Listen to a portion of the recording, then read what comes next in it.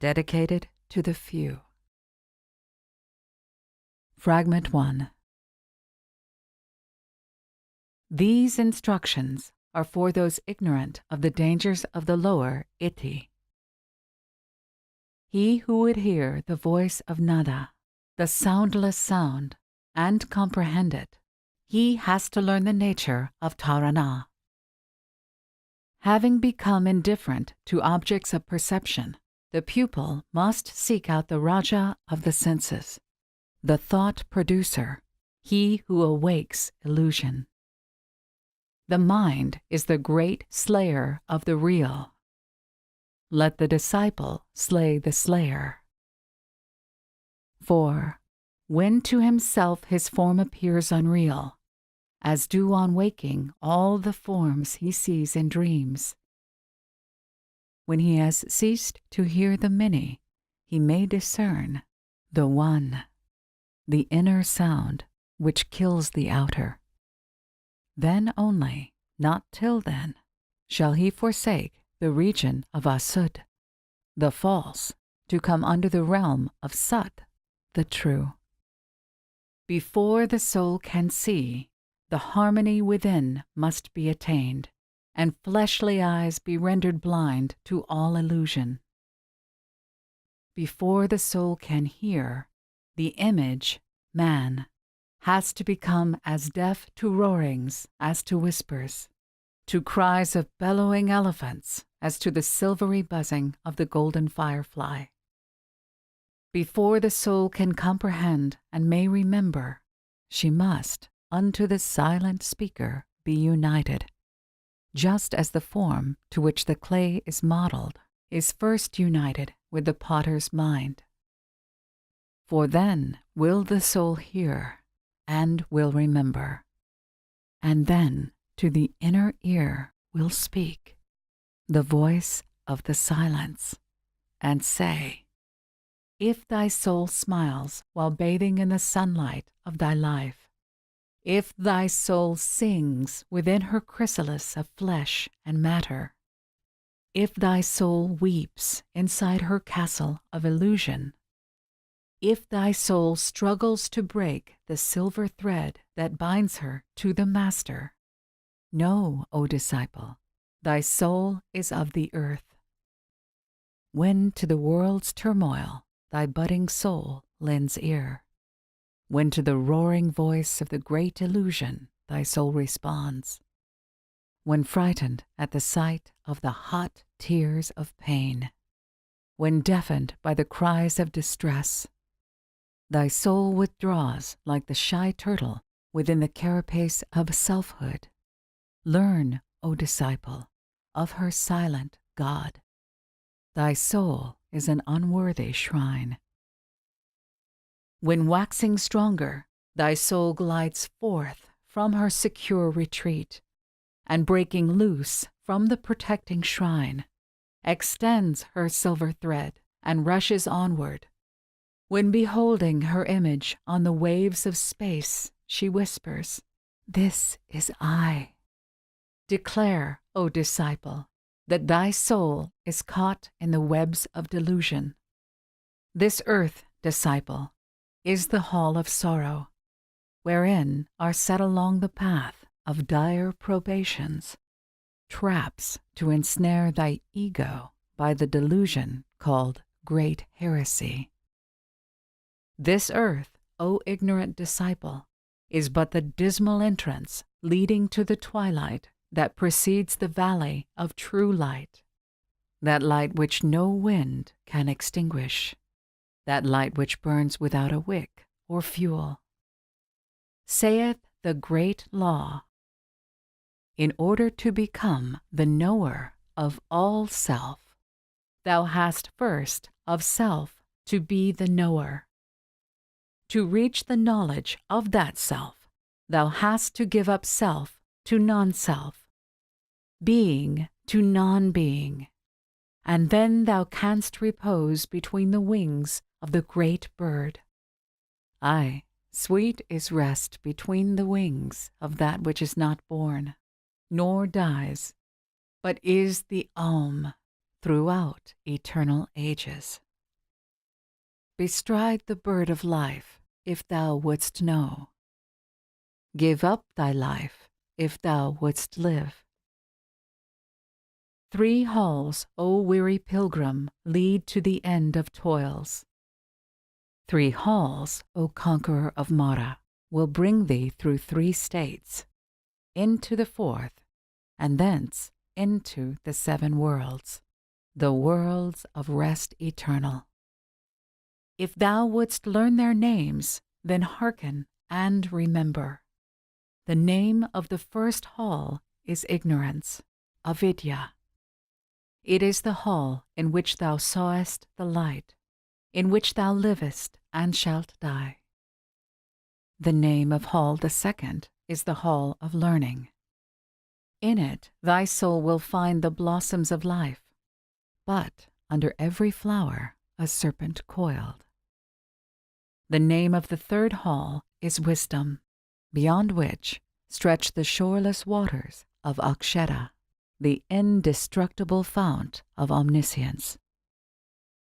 If thou wouldst cross the first hall safely, let not thy mind mistake the fires of lust that burn therein for the sunlight of life.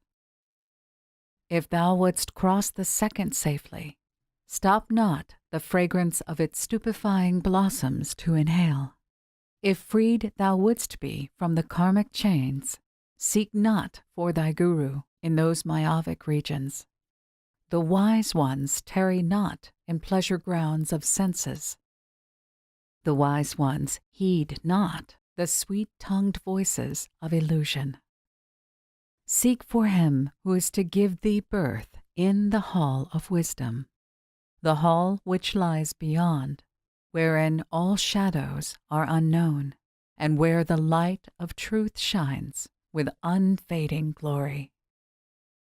That which is uncreate abides in thee, disciple, as it abides in that hall. If thou wouldst reach it and blend the two, thou must divest thyself of thy dark garments of illusion. Stifle the voice of flesh. Allow no image of the senses to get between its light and thine, that thus the twain may blend in one. And, having learnt thine own Agneya, flee from the hall of learning. This hall is dangerous in its perfidious beauty, is needed but for thy probation. Beware, Lanu, lest dazzled by elusive radiance, thy soul should linger and be caught in its deceptive light. This light shines from the jewel of the great ensnarer, Mara. The senses it bewitches, blinds the mind, and leaves the unwary an abandoned wreck. The moth attracted to the dazzling flame of thy night lamp is doomed to perish in the viscid oil. The unwary soul that fails to grapple with the mocking demon of illusion will return to earth the slave of Mara. Behold the hosts of souls. Watch how they hover o'er the stormy sea of human life, and how exhausted, bleeding, broken-winged they drop, one after other on the swelling waves.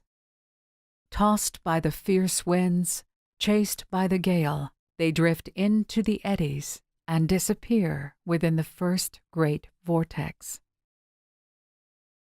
If through the hall of wisdom thou wouldst reach the veil of bliss, disciple, close fast thy senses against the great dire heresy of separateness that weans thee from the rest. Let not thy heaven-born, merged in the sea of Maya, break from the universal parent, soul, but let the fiery power retire into the inmost chamber, the chamber of the heart, and the abode of the world's mother. Then from the heart that power shall rise into the 6th, the middle region, the place between thine eyes, when it becomes the breath of the one soul, the voice which filleth all, thy master's voice. 'Tis only then that thou canst become a walker of the sky, who treads the winds above the waves, whose step touches not the waters. Before thou settest thy foot upon the ladder's upper rung, the ladder of the mystic sounds, thou hast to hear the voice of thy inner God in 7 manners. The first is like the nightingale's sweet voice, chanting a song of parting to its mate. The second comes as the sound of a silver cymbal of the Tianis, awakening the twinkling stars. The next is as the plaint melodious of the ocean sprite imprisoned in its shell. And this is followed by the chant of Vina. The fifth-like sound of bamboo flute shrills in thine ear. It changes next into a trumpet blast. The last vibrates like the dull rumbling of a thundercloud. The seventh swallows all the other sounds. They die and then are heard no more. When the 6 are slain and at the Master's feet are laid, then is the pupil merged into the One, becomes that One, and lives therein. Before that path is entered, thou must destroy thy lunar body, cleanse thy mind-body, and make clean thy heart. Eternal life's pure waters, clear and crystal, with the monsoon tempest's muddy torrents cannot mingle. Heaven's dewdrop glittering in the morn's first sunbeam within the bosom of the lotus, when dropped on earth, becomes a piece of clay. Behold, the pearl is now a speck of mire. Strive with thy thoughts unclean before they overpower thee. Use them as they will thee. For if thou sparest them, and they take root and grow, know well these thoughts will overpower and kill thee.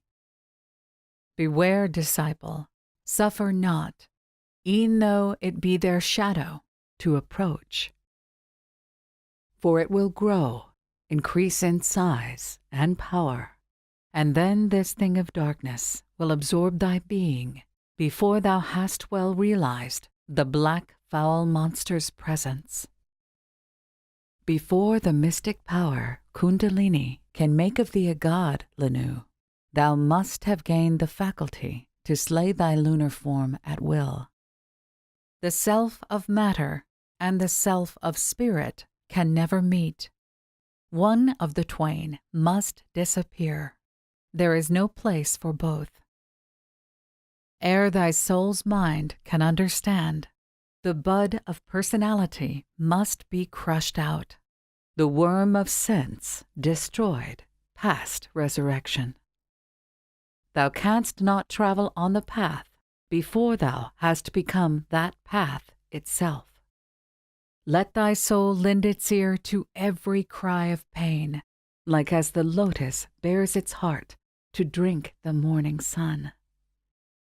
Let not the fierce sun dry one tear of pain before thyself hast wiped it from the sufferer's eye. But let each burning human teardrop on thy heart, and there remain, nor ever brush it off until the pain that caused it is removed. These tears, O thou of heart most merciful, these are the streams that irrigate the fields of charity immortal. 'Tis on such soil that grows the midnight blossom of Buddha, more difficult to find, more rare to view than is the flower of the Voge tree.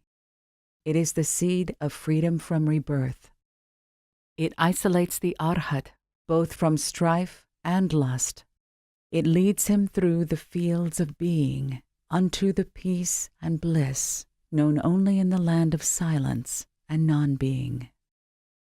Kill out desire, but if thou killest it, take heed, lest from the dead it should again arise. Kill love of life, but if thou slayest tanha, let this not be for thirst of life eternal, but to replace the fleeting by the everlasting. Desire nothing, chafe not at karma, nor at nature's changeless laws, but struggle only with the personal, the transitory, the evanescent, and the perishable. Help nature and work on with her, and nature will regard thee as one of her creators and make obeisance. And she will open wide before thee the portals of her secret chambers, lay bare before thy gaze the treasures hidden in the very depths of her pure virgin bosom. Unsullied by the hand of matter, she shows her treasures only to the eye of spirit, the eye which never closes, the eye for which there is no veil in all her kingdoms. Then she will show thee the means and way, the first gate and the second, the third, up to the very seventh, and then the goal, beyond which lie, bathed in the sunlight of the Spirit, glories untold, unseen by any save the eye of soul. There is but one road to the path. At its very end alone, the voice of the silence can be heard. The ladder by which the candidate ascends is formed of rungs of suffering and pain. These can be silenced only by the voice of virtue. Woe then to thee, disciple, if there is one single vice thou hast not left behind. For then the ladder will give way and overthrow thee. Its foot rests in the deep mire of thy sins and failings. And ere thou canst attempt to cross this wide abyss of matter, thou hast to lave thy feet in waters of renunciation. Beware, lest thou shouldst set a foot still soiled upon the ladder's lowest rung. Woe unto him who dares pollute one rung with miry feet. The foul and viscous mud will dry, become tenacious, then glue his feet unto the spot, and like a bird caught in the wily fowler's lime, he will be stayed from further progress. His vices will take shape and drag him down. His sins will raise their voices like as the jackal's laugh and sob after the sun goes down. His thoughts become an army and bear him off a captive slave. Kill thy desires, Lanu. Make thy vices impotent, ere the first step is taken on the solemn journey. Strangle thy sins and make them dumb forever, before thou dost lift one foot to mount the ladder. Silence thy thoughts and fix thy whole attention on thy Master, whom yet thou dost not see, but whom thou feelest. Merge into one sense thy senses, if thou wouldst be secure against the foe. 'Tis by that sense alone, which lies concealed within the hollow of thy brain, that the steep path which leadeth to thy Master may be disclosed before thy soul's dim eyes. Long and weary is the way before thee, O disciple. One single thought about the past that thou hast left behind will drag thee down, and thou wilt have to start the climb anew. Kill in thyself all memory of past experiences. Look not behind, or thou art lost. Do not believe that lust can ever be killed out if gratified or satiated, for this is an abomination inspired by Mara.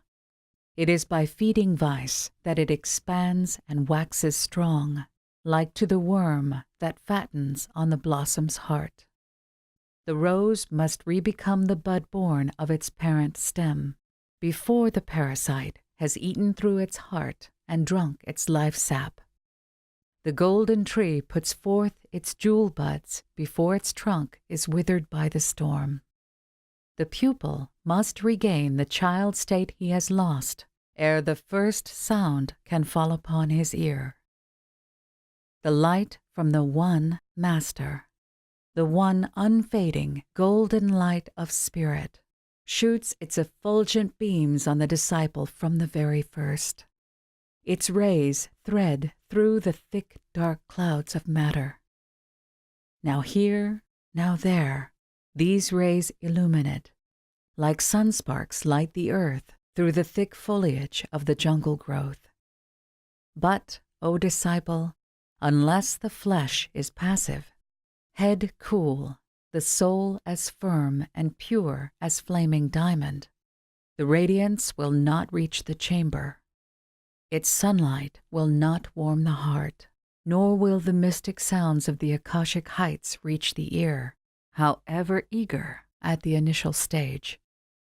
Unless thou hearest, thou canst not see. Unless thou seest, thou canst not hear. To hear and see this is the second stage.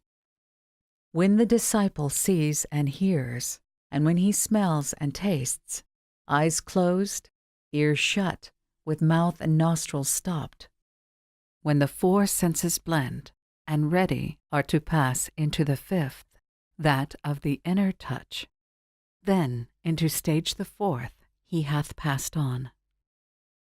And in the fifth, O slayer of thy thoughts, all these again have to be killed beyond reanimation. Withhold thy mind from all external objects, all external sights. Withhold internal images, lest on thy soul light a dark shadow they should cast. Thou art now in Taurana, the sixth stage. When thou hast passed into the seventh, O happy one, thou shalt perceive no more the sacred three, for thou shalt have become that three thyself. Thyself and mind, like twins upon a line. The star which is thy goal burns overhead. The three that dwell in glory and in bliss ineffable, now in the world of Maya, have lost their names. They have become one star, the fire that burns but scorches not, that fire which is the upadi of the flame. And this, O yogi of success, is what men call dhyana, the right precursor of samadhi. And now thyself is lost in self, thyself unto thyself, merged in that self from which thou first didst radiate. Where is thy individuality, Lanu? Where the Lanu himself? It is the spark lost in the fire, the drop within the ocean, the ever-present ray become the all and eternal radiance. And now, Lanu, thou art the doer and the witness, the radiator and the radiation, light in the sound, and the sound in the light. Thou art acquainted with the 5 impediments, O Blessed One. Thou art their conqueror, the master of the 6th, deliverer of the 4 modes of truth. The light that falls upon them shines from thyself, O thou who wast disciple, but art teacher now.